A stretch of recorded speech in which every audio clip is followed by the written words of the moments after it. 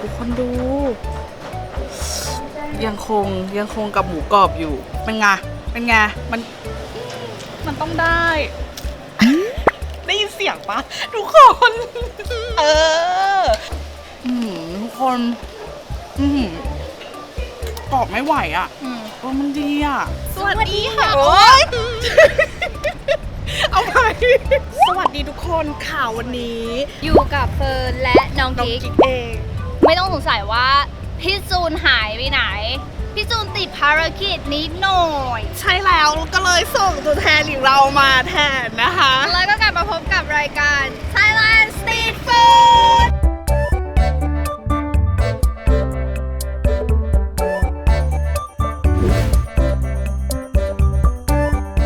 และนี่เลยค่ะร้านเกาเหลาเลือดหมูก๋วยจั๊บน้ำใสของเราวันนี้อาม่ามีอะไรแนะนำบ้างคะเมนูไม่เป็นไรค่ะไม่เป็นไรค่อยๆส่วนมากคนจะชอบสั่งอะไรกันคะว่าป้าเท่าไหร่ตัวเราแล้วก็มีก๋วยจั๊บน้ำใสว่างั้นหนูขอเป็นเกาเหลาทุกอย่างเนอะใช่แล้วค่ะถ้างั้นของหนูเป็นก๋วยจั๊บค่ะ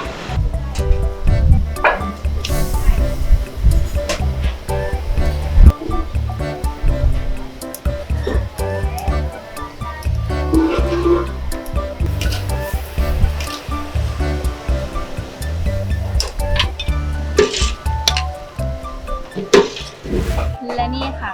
เมนูที่เราสั่งมาเมื่อกี้นี่ของน้องกีก็คือก๋วยจั๊บน้ำใสทุกคนเราหลอกทุกอย่างจ้ะแม่ต้องชิมเลยมาพี่ย่าหิวจัดไปค่ะจัดไปค่ะโอ้โหก้อนก็คือไม่ไหวอ่ะดูดิทุกคนเอาชิมนี้ก่อนไหนมาชิมนี้ก่อนมันเป็นยังไงมันนุ่มนวลทุกคนหนังมันกรึบเราชอบความกระเพาะอ่ะมันแบบเหมือนอาม่าเขาล้างว่าสะอาดอ่ะจริงอ่ะว่าแล้วก็ชิมเลย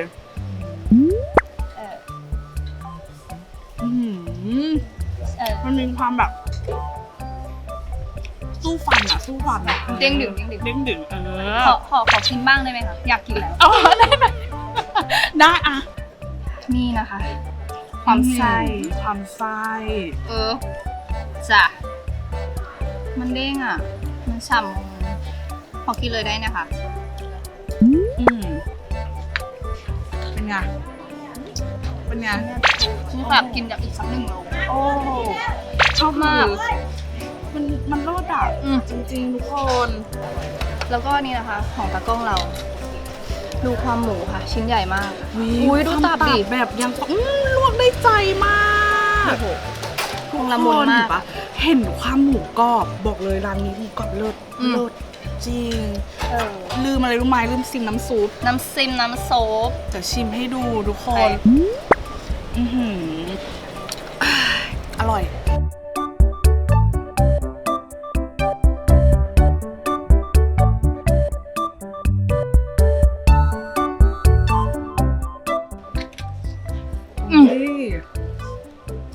มันชอบแบบรสชาติในไส้อ่ะมันดีมากเลยอ่ะรสชาติในไส้มันมีความฉ่ำไงแล้วมันก็แบบว่านิ่มๆเปื่อยยุ่ยเคี้ยวแล้วแบบละลายในปากคนไปกินอีกยังคงกินกันไม่หยุดปากนะคะมันอร่อยมากเลยอ่ะจนแบบขอเบรกไว้ทุกอย่างแค่ไหนอะค่ะลูกค้าผู้ชม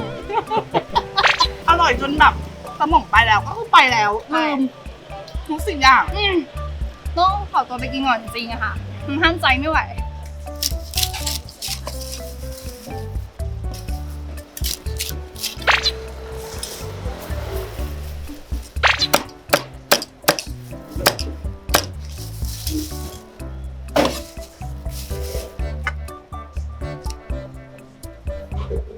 และนี่นะคะก็คือไฮไลท์ของเราค่ะเ ดี๋ยวหยิบให้ดูอยากให้ดูใกล้ๆความฉ่ำวาวฉ่ำมงของหมูกรอบนี้ เธอ พ คะ อได้อ่ะ เนี่ยหนังอ่ะ ต้องแล้ว ก็ ปะ คือกรึบๆแน่นอน อ่ะจัดพี่ยาจิ้ม จัด หนึ่ง ไป เออ มาจ้ะ ให้ แม่ ดูความฉ่ โด ำเป็นไงเป็นไงมันต้องได้ ได้ยินเสียงปะทุกคนเออความกรอบไงกรอบปะอร่อย ที่บอกว่าทำไมคนหิวอยู่เนี่ย ทุกคนดู ยังคงกับหมูกรอบอยู่ อันนี้แบบเป็นคอลลาเจนนะเว้ย มันดีพูดกี่รอบก็มันก็ยังดีอยู่ มันดีจริงๆความกินกันหนุบหนับอะเนาะ กินไม่หยุด ไม่หยุดจริงอะมันอร่อยอะ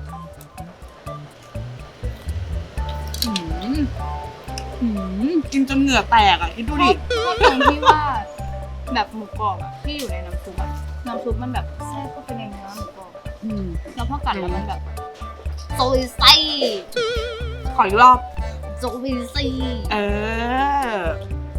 ขอโปรโมททิ้งท้ายค่ะน้องหนูยังโสดอยู่ เรื่องจริงค่ะไม่ โสดจิบได้ ไม่เคยกิ กิ น นเก่ง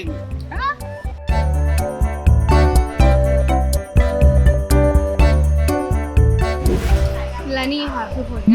ลงาน ของเราค่ะทุกคนหมดทุกสิ่งอย่างก็คือหมดเกลี้ยง อิ่มไม่ไหว รับรองความอร่อยไงต้องกินให้หมดเด็กค่ะ ใครอยากตามพวกเรามากินเนี่ยเข้ามาจากทางจุฬาบรรทัดทองซอย 16 ใช่แล้ว ซอย 3 อีกทีหนึงเวลาเปิด 6 โมงครึ่งถึง ประมาณ เที่ เที่ ย ย ง ง ครึ่ง นะจ๊ะ ไม่เกินนี้จ้ะ ขอบอกอีกรอบว่าร้านนี้คือต้องมาร้านเด็ดร้านลับแถวบรรทัดทอง และใน EP หน้า เราจะพาไปกินอะไรติดตามนะคะ ใช่แล้วรอติดตามชมนะทุกคนสำหรับ EP นี้ไปแล้วอิ่มท้องอร่อยอย่าลืมกด Subscribe ด้วยนะคะ บ๊ายบาย